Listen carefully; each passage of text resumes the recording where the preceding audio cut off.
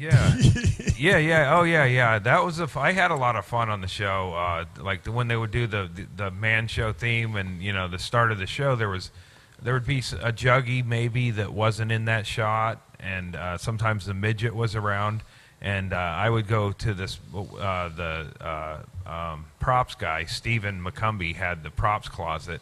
That's where the Jaeger and where the beer was, and I wish there was vapor pipes at the time. Holy shit! But we do whipped cream whippets. So like when the show was going on, and there were actual people, producers, and everybody, people who really took it seriously. But I was in the back doing whippets with the juggy and the midget, and that to me was like that's a party. Now, is this just stuff that stagehands and people brought in? I mean, obviously you don't have a direct need for whippets on the show. Itself, me and Stanhope kind of found ways. It was like MASH, where we'd just requisition different shit that we didn't need. Like we'd say, we need several containers of whipped cream for this bit. Oh, that's hilarious. So actually the network was buying the whipped cream. Oh, yeah, and you guys are in the back just huffing it with midgets and strippers. No, well, not. Stanhope didn't get to live that. He was on camera, so I don't think he could never experience that. I wouldn't think that would stop him, though. Was he relatively sober during the tape? Oh, no. Well, I guess, like, we weren't doing any extraordinary drinking on taping days, but just as the regular. And me and Doug lived in his office, which they kept trying to tell us we couldn't live there. And we said, like, we're not living here. Well, we're just working really late hours. I'm using a cot at Morgan's, and it's just like the cot I had in the office. And then we got a clothesline. And when we needed clothes, we'd call the wardrobe and say, we need, 9 pairs of Hanes underwear, boxer shorts for this next. And all this stuff was just mysteriously expensed somehow? Like you never... Yeah, you just kind of figure out where there's angles.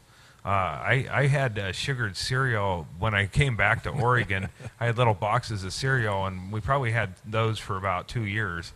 I just filled up my suitcase of them, and we lived there, so we had the run of the place at night. And when it was all over, we did mushrooms for the wrap party, and it turned kind of ugly, especially at the office, and we had a walker because the bathroom was way up the hall. Oh, this sounds real lazy. So we had a walker piss bucket combo, like some of the hip old people have. Of course you would. Yes. Yeah. So we had this. There was one time me and Rogan had to dump it, and it actually almost made Rogan puke. I can't picture Rogan doing that. He did. Yeah, he did. He took it down. I think he got tired of the smell and the gnats, the fruit flies or whatever buzzing around.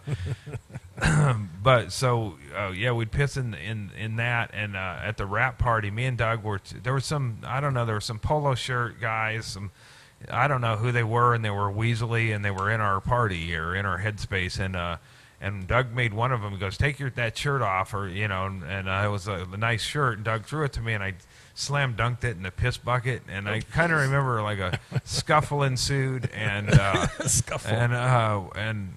I just remember waking up the next morning, and I was on the floor in one office, and Doug was on the big conference table in the other room, and our show had officially ended, and it was like a real sense of panic. Like we were welcome, and we were actually not welcome, but we hunkered down, like we were really occupiers, because we did that in Doug's office, and but when it was time to leave, we left.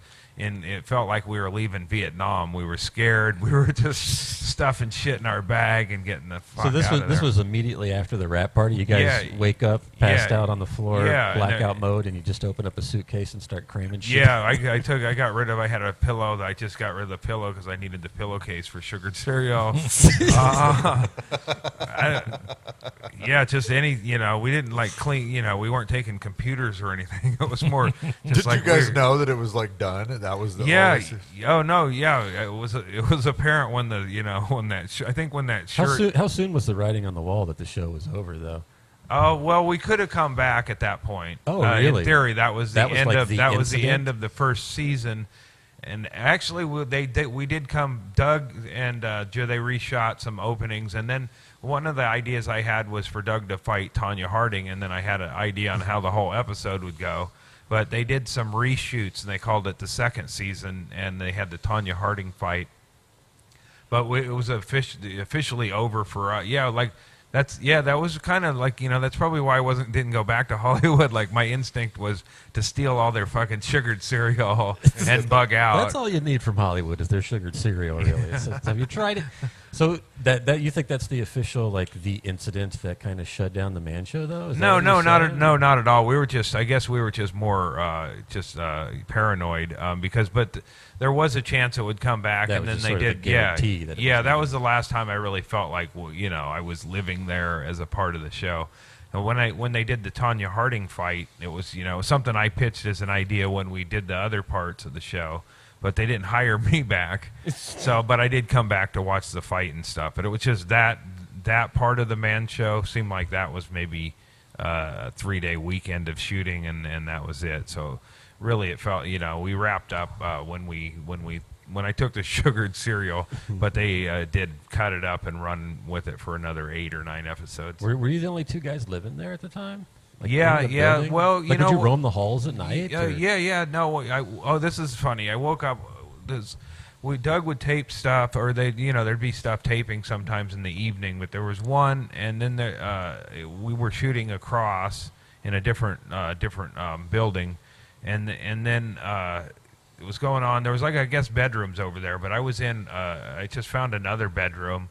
And I was drinking because I wasn't involved, with stuff. Bedrooms in this office building? No, this is in a TV lot. I mean, it's a studio. There's offices and studios, a lot of Comedy Central stuff, and I just fell asleep. I know I was drinking pretty heavy because I always kind of seem to there, and I woke up and there was kids around me.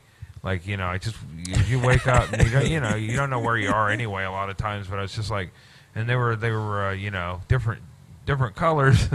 They were minority children, and that's fine. I was a minority to them, and you were the minority. But and then were they just staring at you? There were 3 of them, and they were real close to the bed, and I think maybe one of them might have given me a push or something because I kind of woke up, and then they were there. And it was just me and the 3 kids. And then I started, as I was sitting up, shaking off the hangover, and the kids backed up like they thought. I don't know what they thought. Maybe I was dead. Like I was one of the guys on the staff doing a goof or whatever. And when I sat up, they seemed more nervous. And then some parents came around. And then I just got up and said, "Good morning," and where's craft services? And they just got out of my way, and I walked across, and then figured out where I was. And what was this, like the Sesame Street lot? That's So Raven. That's So Raven. I woke up and I was in the middle of That's So Raven set. That's the greatest story. I don't think it was Raven, but it was some other kids.